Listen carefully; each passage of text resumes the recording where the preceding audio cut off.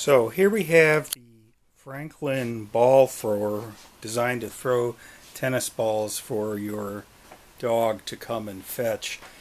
And first thing, let's take a look at actually how it operates. This is one of the devices where it is always spinning, and then once the ball comes into here, it shoots it out almost immediately. There's a little timer wheel in there, but as soon as the ball goes in here, it'll feed in and toss out. So it is not like a trigger. So keep that in mind. The switch here turns it on, and you can adjust the speed. That's maximum. Not too bad. I mean, some people complain about how loud it was. It doesn't seem that loud to me, especially outside. Now, what it has, as you can see in here, are the two wheels. There's one on top and one on the bottom that are constantly spinning, and that shoots out the ball. It does shoot pretty well. I've knocked a tennis ball around my garage a couple times, and the other thing is don't touch those wheels because you'll take your fingernail off. That was quite a treat. So, from an adaptation standpoint, let's take a look. It has about 8 screws on the side, so I thought this was going to be an easy thing. Just let me take all the 8 screws out. So I took all the screws out, and it wouldn't open up. And then I took off the battery cover, because it will run on 8 D-cell batteries. There's no other screws in there.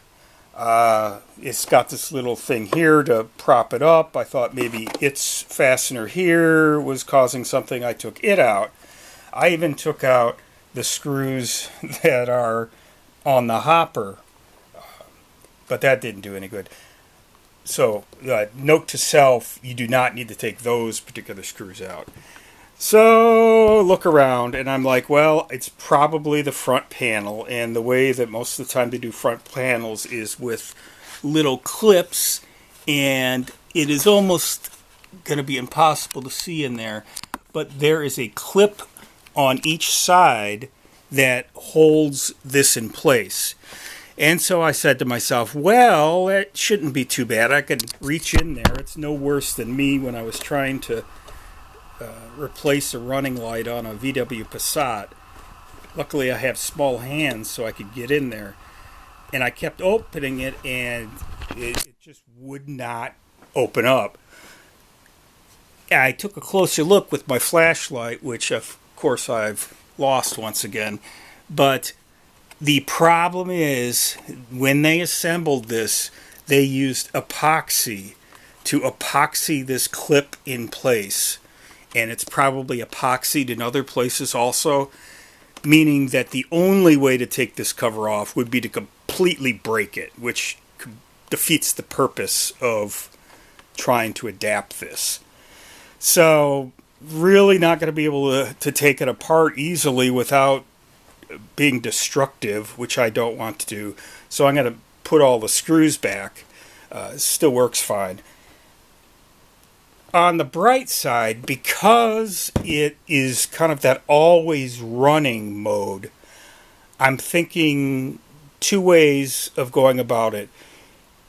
If you're going to do battery power, use one of the battery interrupter things, so you could just turn the power on and off. So you'd already have it clicked on here, and just like you would any other toy. The other option would be to do some sort of switch activation for the inline power. That, may or may not be difficult, but that way you wouldn't touch the unit at all. It would just be that.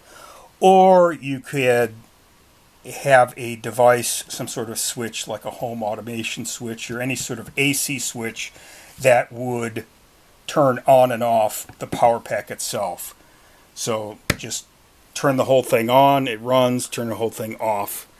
But I think the idea behind that is not timing the launches, because it is for a dog to go out, get the ball, come back, drop the ball back in, and then after a second or two it cycles and it throws it out again. So it's kind of like a let the dog play on its own, sort of thing.